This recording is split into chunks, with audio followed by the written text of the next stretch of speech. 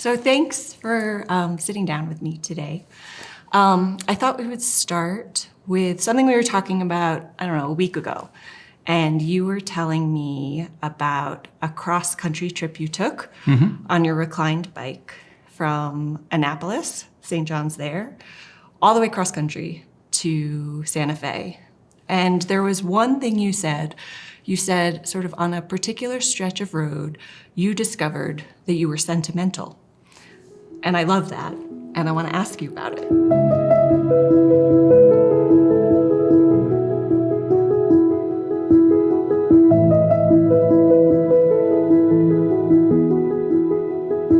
Okay, first of all, Yes. It was from Santa Fe to Annapolis. So okay. it's the direction it doesn't really matter because where this took place was on the banks of the Mississippi River, which is just about halfway. And it had grown out of a whole lot of things. When I was a teenager, I used to go hiking in the Blue Ridge Mountains in Virginia, but due to a foot injury, I couldn't do that any longer. And so long distance cycling was something that was kind of taking over that part of my life. So I set out. I got this recumbent tricycle. In fact, it's a 3-wheel vehicle. It's kind of like a lawn chair on wheels, and you lean back and you roll, and it's fantastic. And I wanted to take just a really long trip. And I thought, from Santa Fe all the way back to Annapolis, linking our two campuses, that'd be perfect. That's about 2/3 of the continent. That's a long way. It took ultimately a little over a month to do it. And I wanted to have, to experience the country. And you do experience the country up close. You smell it in ways that you don't when you're in a car. Things roll by, but you don't get that really, how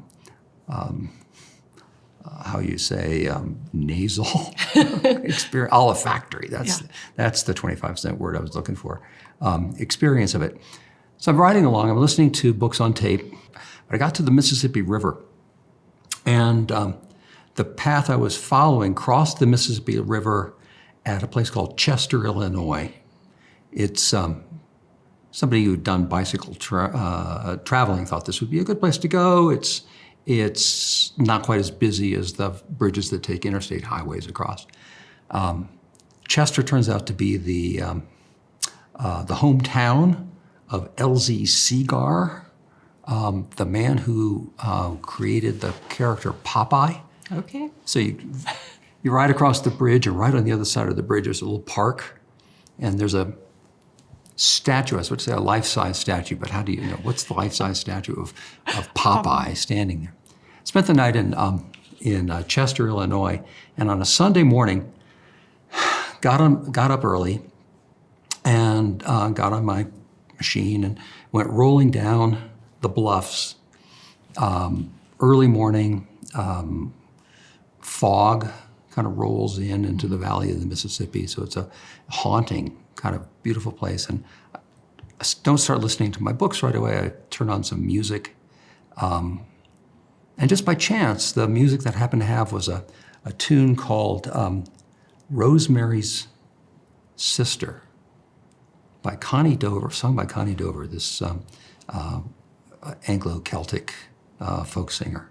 And it's a ballad about World War II. And this girl, Rosemary, and her family are living in London. The Blitz is on. And the story of the ballad is about a bombing raid, and her sister gets killed. And I'm riding along and I'm listening to this in the fog. Occasionally a deer wanders across the road. The deer are looking at me funny because they've never seen this before. And I'm listening to this, and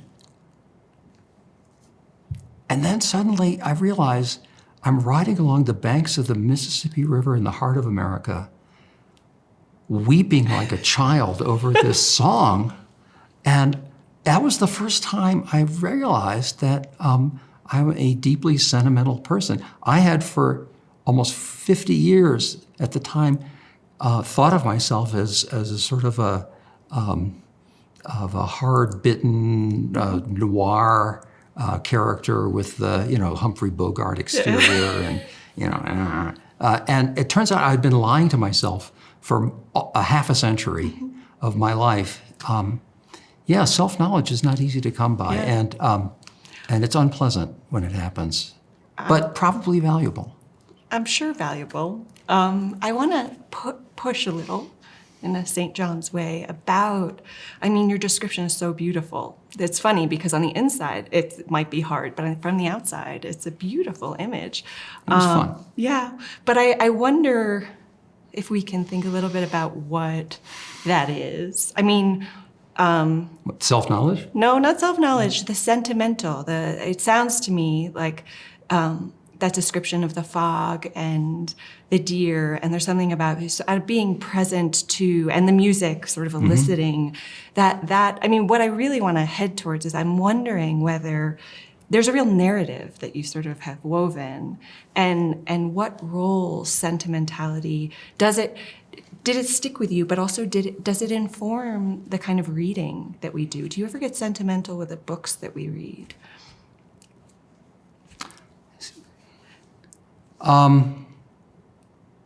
Sentimental. I mean, the word sentimental has a negative connotation, doesn't it? I suppose it does it imply a kind of a loss of control, or maybe that's not quite fair.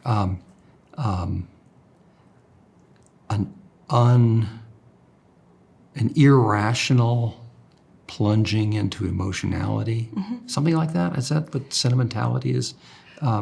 I mean, to say that you feel something, I was moved, is one thing. To say, oh, he's sentimental, that has a kind of a negative connotation. I think they're experiences on this, kind of close to each other on the spectrum of human life.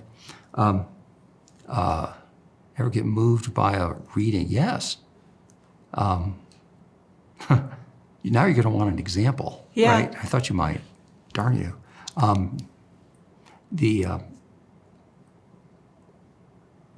The Iliad. Book 24 of the Iliad, the last book.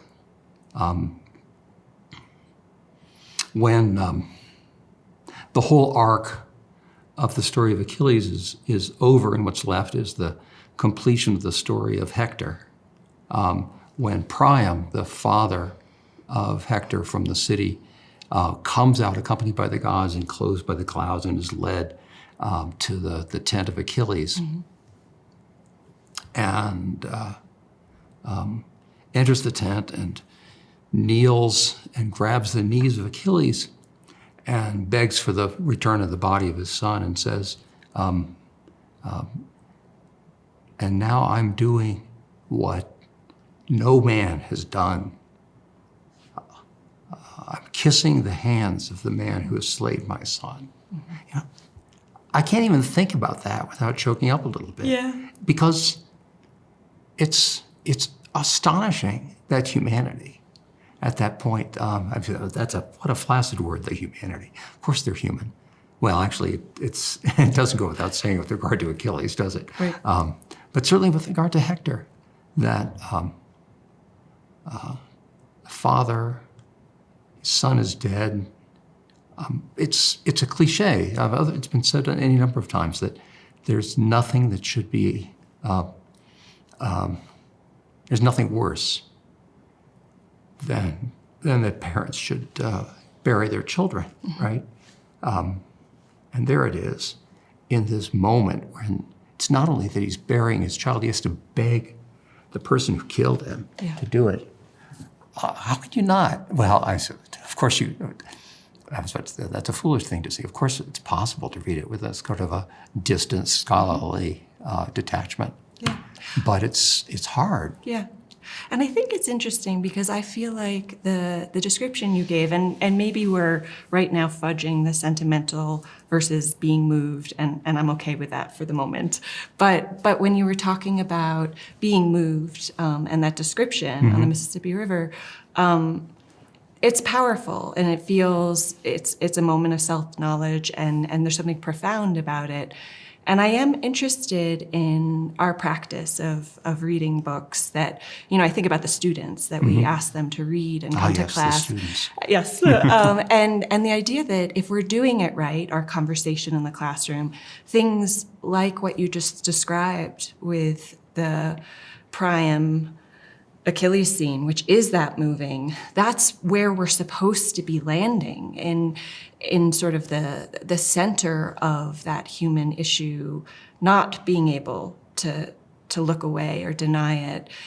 But I think I do think our relationship to that kind of actual being moved, almost to tears, it's not like we're getting together and we're gonna read it and weep. Yeah, I mean, we might. It happens. What a strange way to say it. But yeah, so that the relationship between, I think we need to take really seriously that emotional movement, but it's not identical to what we're doing in our conversations. Not identical. No, but the Iliad. The Iliad is one of the texts that, for me, there are half a dozen of them or so. I could probably reel off a list of books that have shifted my understanding in the course of my life. That was actually probably one of the first, because I remember when I first read it, it was after I'd been a student at St. John's College before I went off in the rest of my career and came back and became a faculty member. So I was accepted to the college as a senior in high school, and there was a period of time I was looking forward to going as an undergraduate. And I read the Iliad. Well, you're supposed to, right? Mm-hmm. I read the whole thing ahead of time. And I remember real clearly that my first reaction was dismissive and scoffing, that Achilles seemed like it's easy to see how this happens, a brat. He's ingrateful and he's irresponsible, and how can he be the hero of this book when he's a jerk? And once you get that attitude, then nothing else really is, you're not going to say to yourself, well, he's a jerk, the book is silly. Oh, but there's this very exciting and powerful moment here. Things had to change and transform in my understanding of the book. There's so many different levels at which you could read that book. Mm-hmm. A first encounter, you could be that shallow person that I was reading it that way. Feeling getting to the point where you can then feel the human or powerful emotional connection between Priam and Hector, mm-hmm. between Achilles and Patroclus. There are other ways too, of course. I mean, there's the archaeological ways, there are the linguistic, poetic ways. I've been with classes in sophomore language where we talk about the form of the Greek poetry. Mm-hmm. I've been in classes, actually, when I was in graduate school, I actually took a class in Greek language, and I spent some time with people who were thinking of it from a far more technically linguistic perspective. Mm-hmm. There's so many different levels, but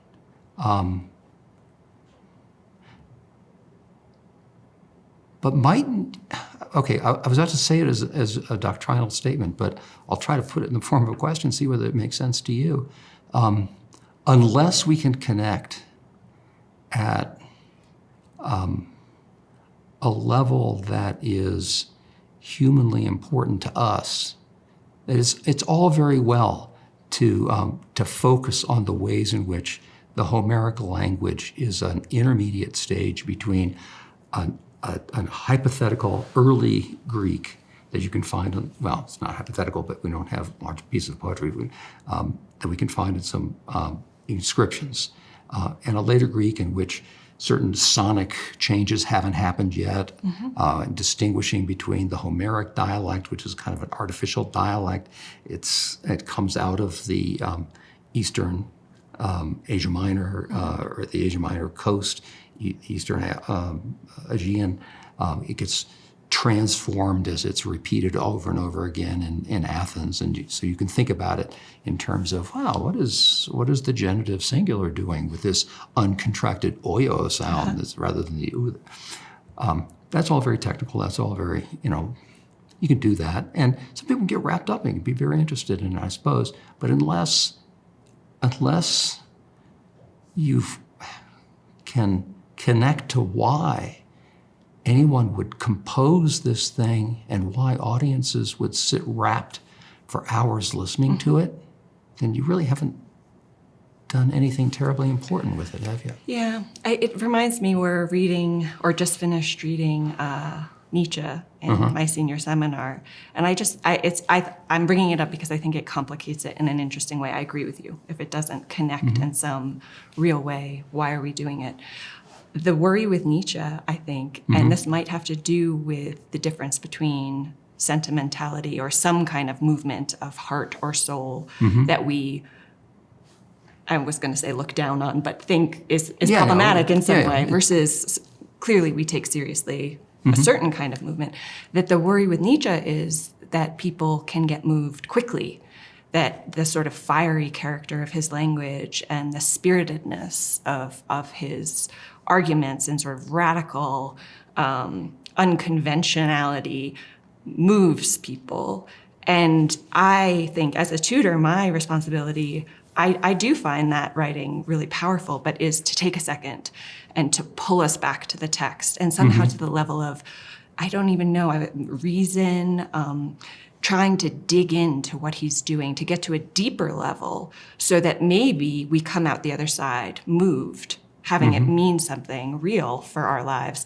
But there's a danger there of a kind of flurry of poetic movement that I think can capture people too quickly and invite a sort of,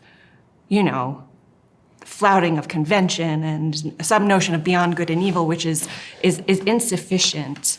It's exciting. And so that, again, we're getting to this thing. It's interesting. You used the term unconventional and flouting a convention, and it's a kind of a strange thing. The thought I have when you say that there's a way in which Homer is totally conventional. If you're in those conventions, we may be in a different world of conventions now than what he was in. That is, his poetry is. I'm thinking of the ways in which it was composed and the theories that you run into with Lord, is it Alfred or Albert?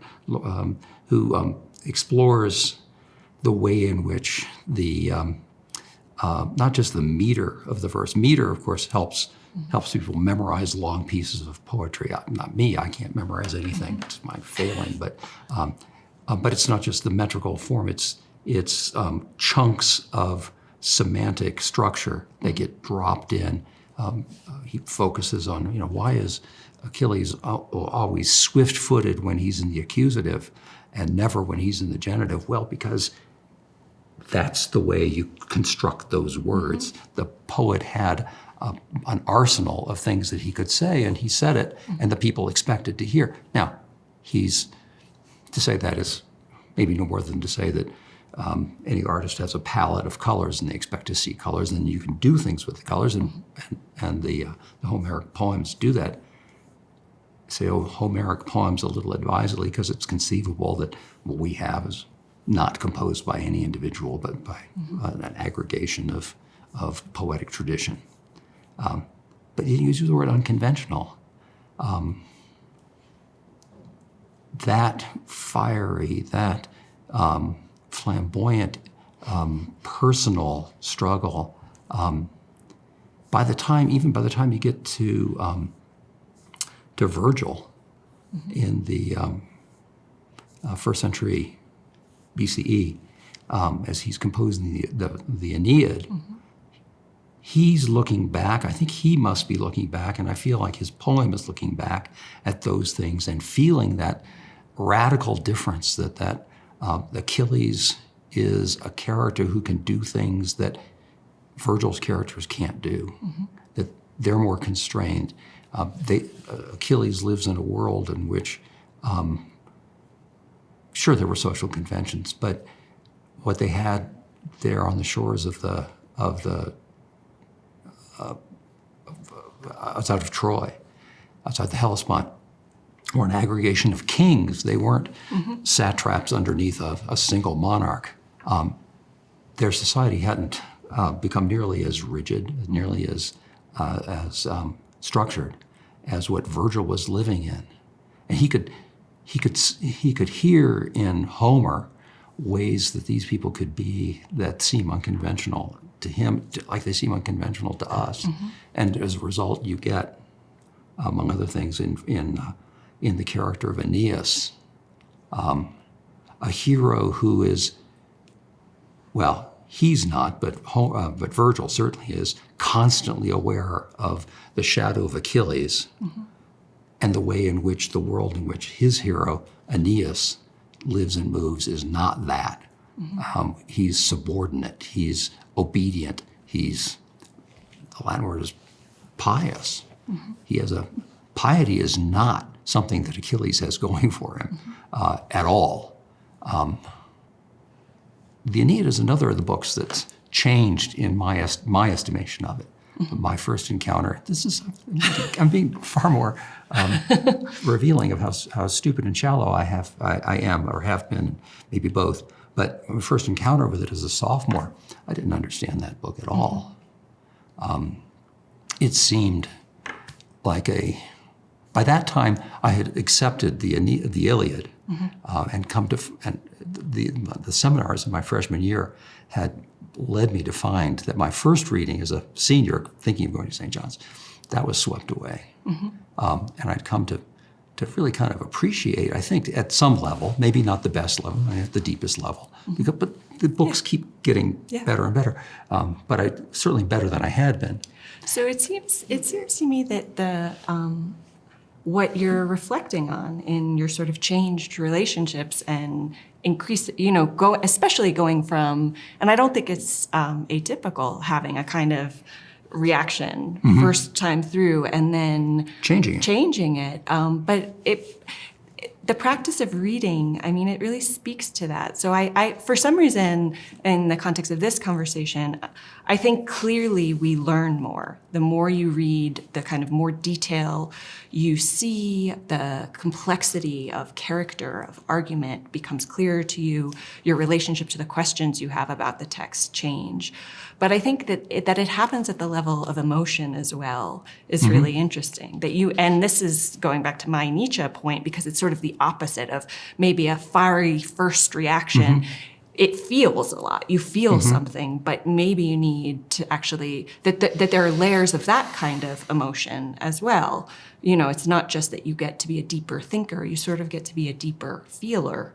So this idea that what's worth reading is something that moves us, right? That's what we were saying, that if it doesn't actually speak to your humanity. As you live with it, the manner in which it moves you can differ, can grow, change. and develop. Yeah. Which is interesting.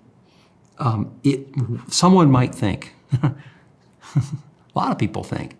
It turns out whenever I use the phrase "a lot of people," what I really mean is me, if I'm not being very thoughtful. A lot of people think that feeling is just a given. And there's a tradition of that, actually. Right. And I think that the students, too, it's interesting because I think the students agree with us that you want to feel moved. And the idea that you have to earn that is maybe less intuitive to us and what it looks like. And here I want to shift it a little because I know that you do a lot of work in the math and laboratory programs. Very feeling place. Well, that's what I want to ask, is in theory, to me, it shouldn't be totally different. If we're going to talk about deep movement, not necessarily the first blush, of course, I think about the Brothers Karamazov, that I cry at that book in the rebellion scene when all of these terrible descriptions of what happens to the children, I can't help it. But the Turks with let's not talk about it. But my relationship to that crying has changed. So now I question it. I wonder, why is this a book that makes me cry like this? But in any case, one would think that you could be moved by a scientific text, by a mathematical text. And I feel like you're in a particular interesting position for me to ask you that because you know those texts well. So I'm encountering reading the works of Scott Buchanan, the first dean of the college under the new program, back from 1937 to 1947. He is the author of, among other things, a book entitled Poetry and Mathematics, and another book that I've been reading, Truth and Science. One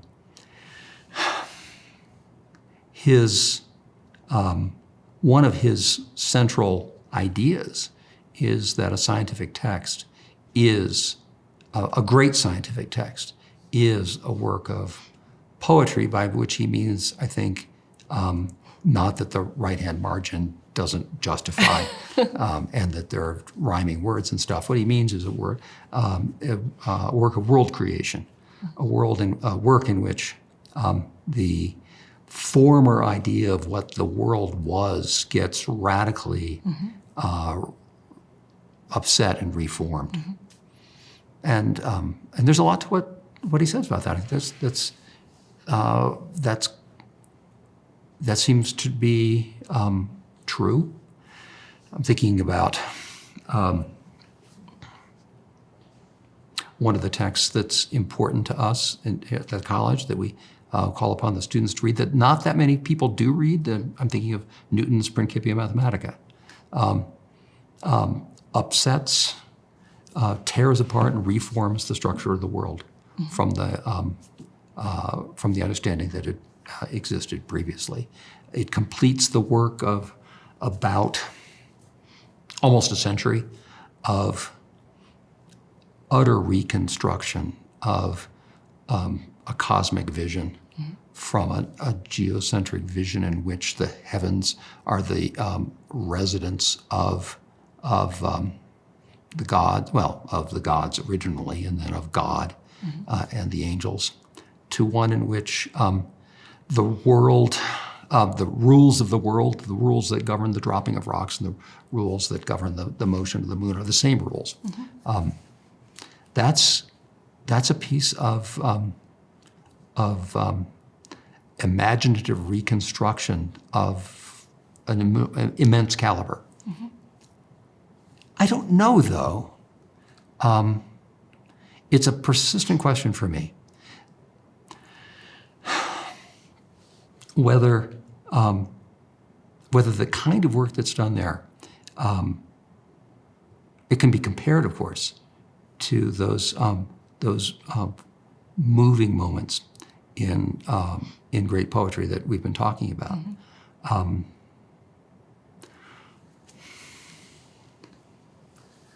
But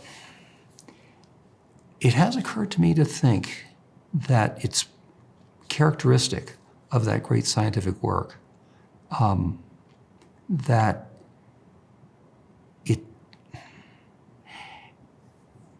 insofar as those constructions are striving to grapple with ways in which we can reconceive the multiplicity of our world as exemplifications of universal laws, universal and eternal laws, that we're connecting ourselves with something that's universally eternal and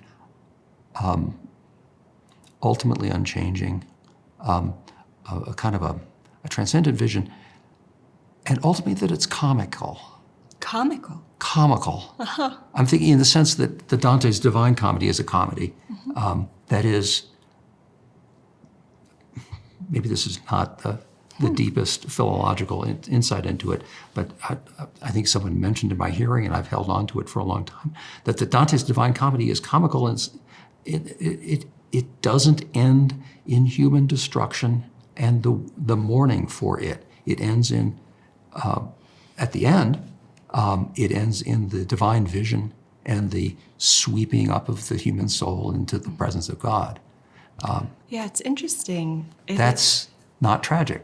Yeah, I have to think about it a little. I feel like what you said originally, the idea of a sort of total shift in our conception of the most fundamental things. And again, this is probably because I'm doing a senior seminar right now, that I'm thinking a lot about the way, I guess I could say that one is held captive by I mean, again, in Nietzsche, he talks about the nooks that we sort of feel at home in the world because of certain understandings that provide refuge. Well, we don't know it, that that's providing refuge, but we feel at home in the world in these nooks, and the idea of what it means to strip oneself out of the nook. And there's violent imagery in Nietzsche. And I think that's one of the places, as I was saying, what maybe we don't get on first read is that it's not a matter of just saying, oh, good and evil, you know, I don't need that, and walking through the world with one's own volition, leading, that the will to power is complicated because we do live in nooks. That's the way we live. We have homes in the world that allow us to make meaning of it and sort of feel at peace in certain respects, so that this wrenching away what it really would take to do that. I mean, again, in his language has this violent character, but whether or not maybe we don't have to go violent, but it still seems severe or serious, but the imagery of laughter is in that book too, this kind of wild laughter. So the scientific version of the world shifting, I just wonder whether if we were in the midst of it, so we weren't reflecting on having landed on the other side of it, if we were going to take that utterly seriously, doesn't that movement have a kind of emotional or some kind of real weight of... Okay. Yeah.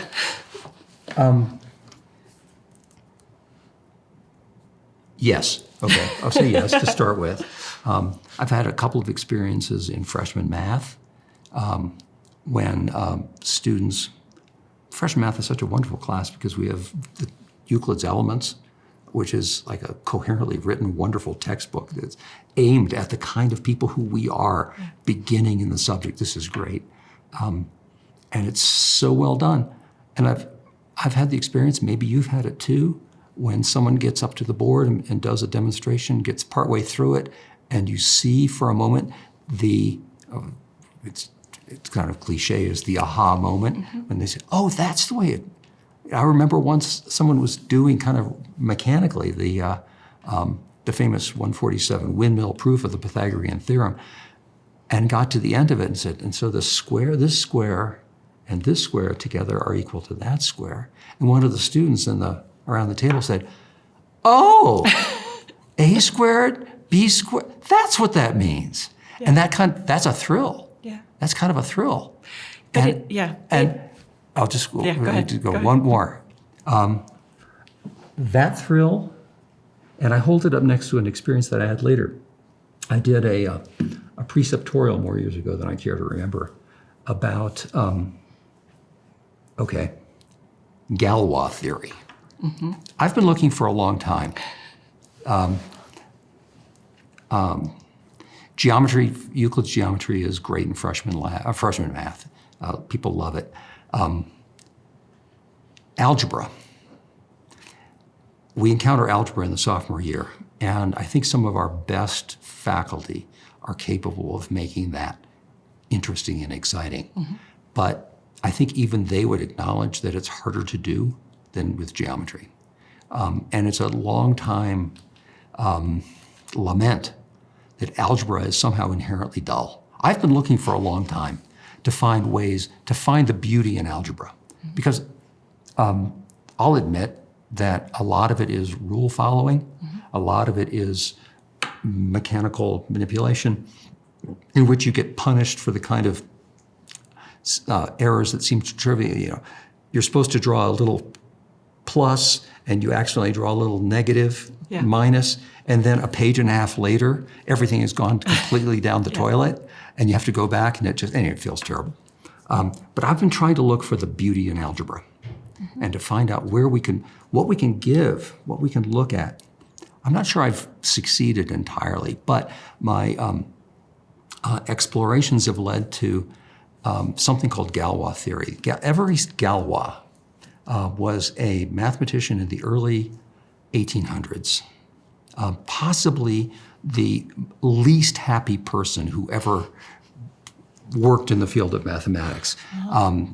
He was there are lots and lots of people in the world. I'm repeating myself because if this story sounds a little canned, it's because I've told it before, but I think it's good. There are lots of people who think of themselves as misunderstood geniuses and have kind of. They like to read Nietzsche, by the way. Those people. They slink around and they feel angry all the time. But a very small number actually are misunderstood geniuses, and I think Everest Galois was one of those. He revolutionized the entire field of mathematics, of abstract algebra. But what he did was to show features of algebraic symmetry that had never been seen before. In the course of working toward putting together a class where I could take some students in and kind of look at Galois theory, I was studying abstract algebra on my own. And I remember really distinctly working over a demonstration in group theory. It was a page and a half long, and I was reading through it, and these arguments were being made that this was like this, and this was this, and this is related to this. And then at the end, 5 different strands of argument that seemed completely unrelated to each other came together in a moment, and I remember laughing aloud, kind of leaning back, almost tumbled out of my chair, because the proof was like a joke. It was like a perfect joke. It was like the perfect Rube Goldberg machine where things didn't seem to make any sense, and then suddenly, bang, they were all together as you couldn't possibly have expected. And the surprise was fantastic. Now, I think that may be I still haven't gotten beyond the idea that may be the ultimate thing that mathematics can do, is to show you a surprising order in things that seem disordered. That seems comical to me in the best way. And it's not the only human experience. It may not be the best and the deepest and the most moving human experience, but it's a human experience. Yeah. Anyway, that's what I it's was thinking of. exciting, and that description of a kind of moment of mathematical discovery is so exciting, and it feels like we've had descriptions for me, I think what's interesting is when I describe culture shock, which is sort of the opposite in a certain sense of the disorderedness that reveals itself in my normally ordered life, right? I tend to know sort of how I'm going about my day and what to expect, but suddenly thrown into a new culture, those things are not as taken for granted. They sort of strike me.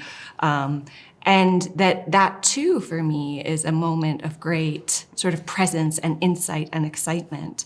And so it looks like we're getting to something like these moments of either self-knowledge or a relationship to the world around us that it pops in a way, it comes alive in a new sense, but that could happen through a radical discovery of order where one didn't think there was order. Or in a place where you thought the world was put together in a certain way and it breaks and shows itself not to be. I think that's interesting. There was a moment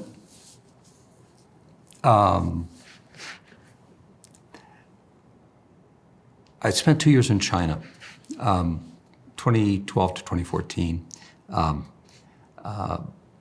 We had my wife and I had the opportunity to go to China. We spent 2 years at a high school in Beijing.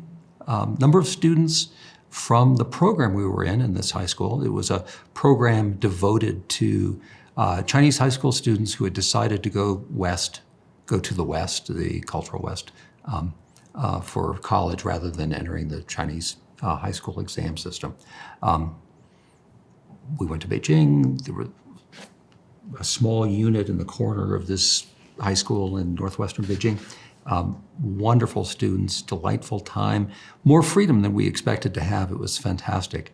Among the other things that I did, I put together a semester-long course, which was based on the way in which mathematics gets done in our graduate institute. So we read the first book of Euclid's Elements, which is the foundations of plane geometry, and then leapt ahead 2,000 years to Lobachevsky, the beginning of Lobachevsky's geometry in the early 19th century, in which he challenges successfully what had been the troubling but really unchallengeable postulate that had lived at the beginning of Euclidean geometry from the time of the geometry was first formulated, the parallel postulate that if you have a line and a point off the line, there's only one line through that point that can be parallel to this original line.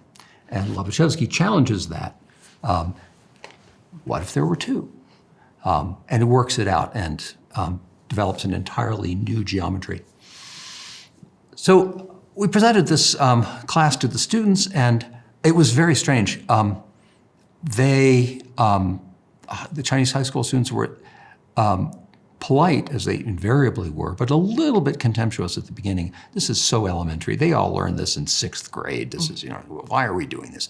What they hadn't learned is sort of the logical entailment structures of Euclid, which are wonderful. And they finally, in the course of reading the book, woke up to the structure and the way in which the proofs formed a tree that was fantastic. And they did a great project. And then we started reading Lobachevsky. And St. John's students often have difficult times with Lobachevsky, but the Chinese students had an extraordinarily difficult time with it because they had never, everything they had learned back in 6th grade, none of it prepared them for this. Where someone would say, what if this isn't right? And they say, no, it is right. I said, well, what if it isn't? No. What if no? Finally, we pushed and we pushed and we pushed and we pushed, and we finally, they started thinking about it, started working on it. A few of them were doing demonstrations, and a few of them were like, they were feeling very upset. However odd I felt in our Chinese world, and all of the cultural disorientations that you're talking about, like, were there. My mind immediately went to one of the deepest cultural issues that, in my experience, which is, what do you eat for breakfast? The meal that you eat when you're not with other people usually, and you're by yourself. And what is this? Put all that to one side. But looking at it from their perspective, we were pressing Lobachevsky. And I remember one of them finally, in a moment of frustration, someone was doing a demonstration and got through, finished it and said, and therefore this line never meets this, but it's not parallels, and they look kind of weird. And then this one student said, how could you say something so antisocial? Wow. It's just like, what? How did that get into it? It's like, that's beautiful. These ideas were, what was they weren't disturbing, they weren't disorienting, they weren't upsetting, they weren't weird. Yeah. They were how did that come out? But it was what it was all about.